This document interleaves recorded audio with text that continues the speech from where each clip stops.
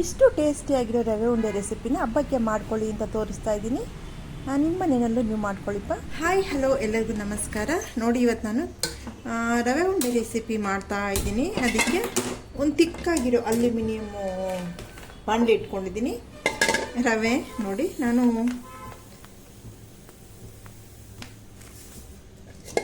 ಒಂದು ಕಪ್ಪು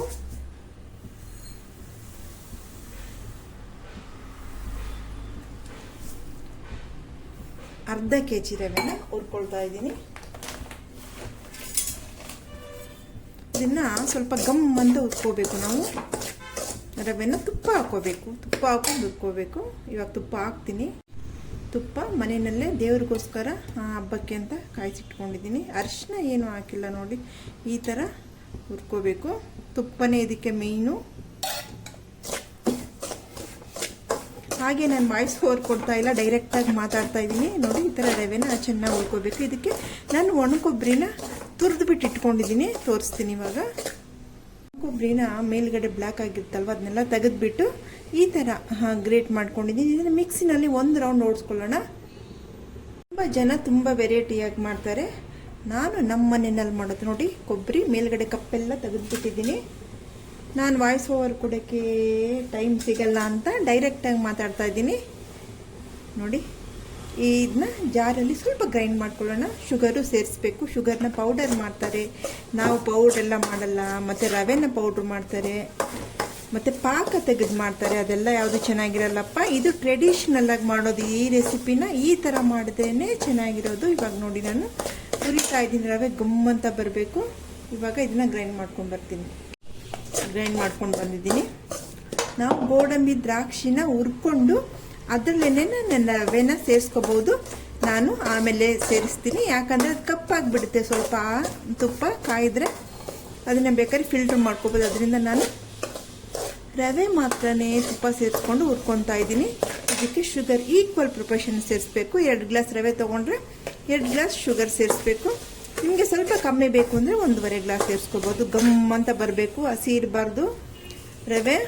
ರವೆ ಉಂಡೆಗೆ ಮಾತ್ರ ರವೆ ಒಂದು ಗಮ್ ಅಂತ ನಮಗೆ ಉಪ್ಪಿಟ್ಟು ಹುರಿತೀವಲ್ವ, ಆ ಥರ ಬರಬೇಕು. ನೋಡಿ ಹುರಿತಾ ಇದ್ದೀನಿ.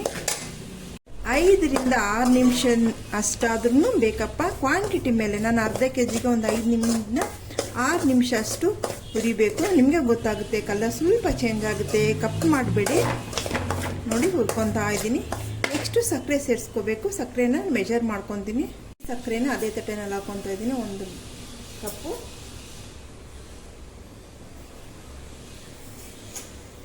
ಮತ್ತು 1.5 ಹಾಕೊತಾ ಇದ್ದೀನಿ ನಾನು.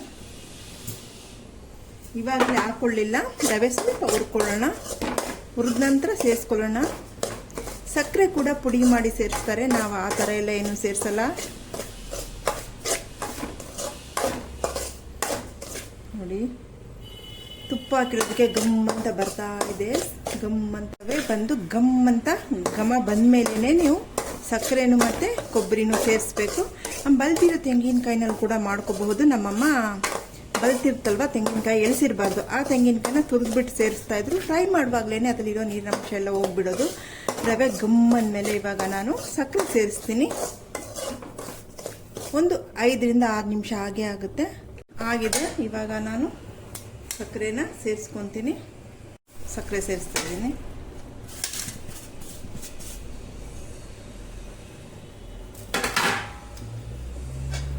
ನೋಡಿ ಸಕ್ಕರೆ ಜೊತೆಯಲ್ಲಿ ರವೆನ ಚೆನ್ನಾಗಿ ಮಿಕ್ಸ್ ಮಾಡಬೇಕು.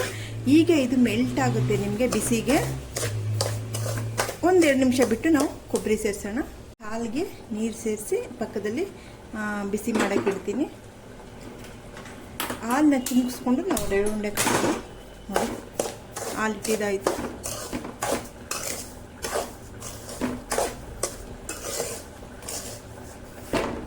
ನಾವು ಹಾಲನ್ನ ಚಿಮ್ಮಿಸಿದಾಗ ಇದು ನಮಗೆ ಕಟ್ಟೋದಕ್ಕೆ ಬರುತ್ತೆ.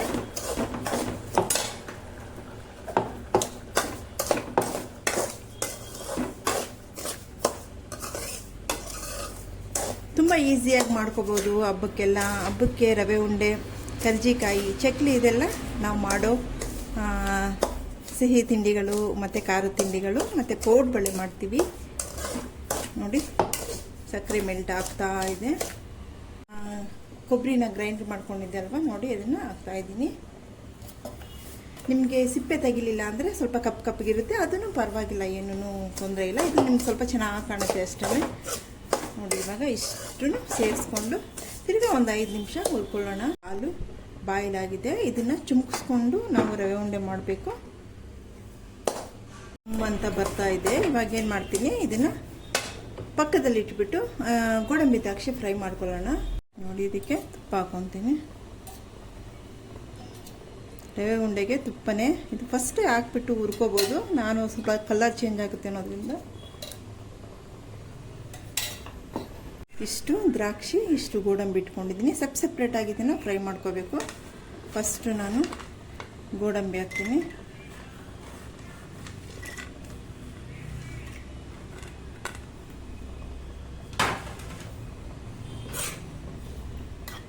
ಸ್ವಲ್ಪ ಕಲರ್ ಚೇಂಜ್ ಆಗುವಾಗ ನಾವು ಗೋಡಂಬಿನ ಹಾಕೊತಾ ಇದ್ದೀನಿ, ದ್ರಾಕ್ಷಿನ ಹಾಕೊತಾ ಇದ್ದೀನಿ. ಆಲ್ರೆಡಿ ಗೋಡಂಬಿ ಹಾಕ್ಕೊಂಡಿದ್ದೀನಿ. ಇವಾಗ ಎರಡನ್ನೂ ಸೇರಿಸ್ಬಿಟ್ಟು ಇವಾಗ ನಾವು ಇದನ್ನು ಟ್ರಾನ್ಸ್ಫರ್ ಮಾಡ್ಕೋಬೇಕು. ಇಷ್ಟ ಇಲ್ಲದಿರೋರು ಗೋಡಂಬಿ ಮಾತ್ರ ಹಾಕ್ಕೊಳ್ಳಿ, ಇಲ್ಲ ದ್ರಾಕ್ಷಿ ಇಷ್ಟ ಅನ್ನೋರು ದ್ರಾಕ್ಷಿ ಹಾಕ್ಕೊಳ್ಳಿ, ಯಾವ್ದು ನಿಮ್ಮ ಆಪ್ಷನಲ್ಲಿದ್ದು. ನೋಡಿ ಫ್ರೈ ಆಗ್ತಾ ಇದೆ. ಹೈ ಫ್ಲೇಮಲ್ಲಿ ಇಟ್ಟರೆ ಸೀದೋಗ್ಬಿಡುತ್ತೆ ಅಂತ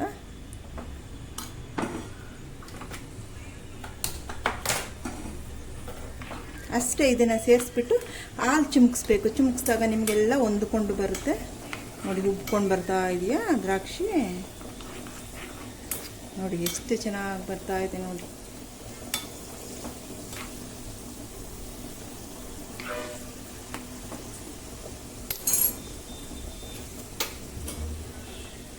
ನೋಡಿ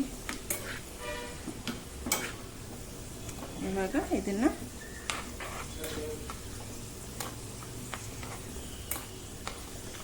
ನೋಡಿ ಆಫ್ ಮಾಡಿಬಿಡ್ತೀನಿ. ಆಫ್ ಮಾಡಿಬಿಟ್ಟು ಇದಕ್ಕೆ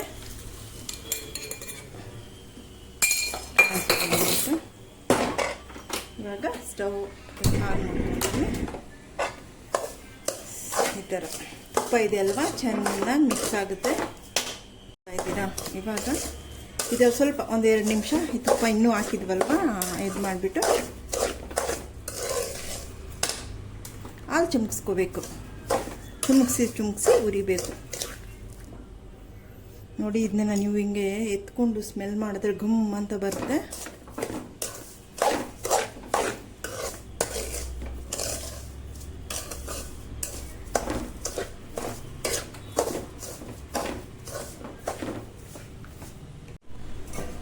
ನೋಡಿ ಇವಾಗ ಹಾಲಿದೆ ಅಲ್ವಾ, ಇದನ್ನು ಈ ಥರ ಚುಮ್ಕಿಸ್ಕೋಬೋದು ಕೈಯಲ್ಲಿ. ನಾನು ಹಾಗೇನೆ ನೋಡಿ ಮುಟ್ಕೊಂಡು ಬರುತ್ತೆ. ನಿಮಗೆ ಕೆಟ್ಟೋಗಲ್ಲ, ನೀವು ಕೆಟ್ಟೋಗುತ್ತೆ ಅನ್ಕೋಬೇಡಿ. 15 ದಿನ ಇಟ್ಟು ತಿನ್ಬೋದು.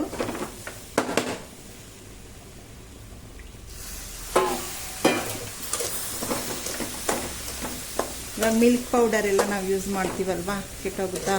ಮಿಲ್ಕ್ ಬಂದು ಈ ಬಿಸಿನಲ್ಲಿ ತುಂಬ ಚೆನ್ನಾಗಿ ಬ್ಲೆಂಡ್ ಆಗುತ್ತೆ. ನೋಡಿ ಕಟ್ಟು ಅದಕ್ಕೆ ಬರಬೇಕು. ನೋಡಿ ಈ ಥರ ಮಿಕ್ಸ್ ಆಗ್ತಾ ಇದೆ ಅಲ್ವಾ, ಆ ಥರ ಇದೆ ಅಲ್ವಾ. ಎತ್ಕೊಂಡು ನೋಡಿ ಈ ಥರ ಬಿಸಿನಲ್ಲೇ ನಿಮ್ಗೆ ಯಾವ ಸೈಜ್ ಬೇಕೋ ನೋಡಿ ಈ ಥರ ಕಟ್ಕೋಬೇಕು. ಕಾಣ್ತಾ ಇದೆಯಾ? ಕಟ್ಕೋಬೇಕು. ನಾನಿವಾಗ ಕಟ್ಬಿಟ್ಟು ನಿಮ್ಗೆ ತೋರಿಸ್ತೀನಿ. ನಾನು ಈ ಥರ ಇವಾಗ ನಿಮಗೆ ಉಂಡೆ ಕಟ್ಬಿಟ್ಟು ತೋರಿಸ್ತೀನಿ. ಈ ಥರ ಟೈಟಾಗಿ ಕಟ್ಟಬೇಕು. ಈ ಥರ ನಿಮ್ಗೆ ಯಾವ ಸೈಜ್ ಬೇಕೋ ಆ ಸೈಜ್ ಕಟ್ಕೋಬೋದು. ತುಂಬ ಹಾಲು ಹಾಕ್ಬಿಡ್ಬೇಡಿ. ನೋಡಿ ನಾನು ಕಟ್ಬಿಟ್ಟು ಇವಾಗ ನಿಮಗೆ ತೋರಿಸ್ತೀನಿ. ನೋಡಿ ಕಟ್ಟಿ ಎಲ್ಲ ರೆಡಿ ಮಾಡಿದ್ದೀನಿ. ನನ್ನ ವಿಡಿಯೋ ನೋಡಿ ಲೈಕ್ ಮಾಡಿ. Thank you.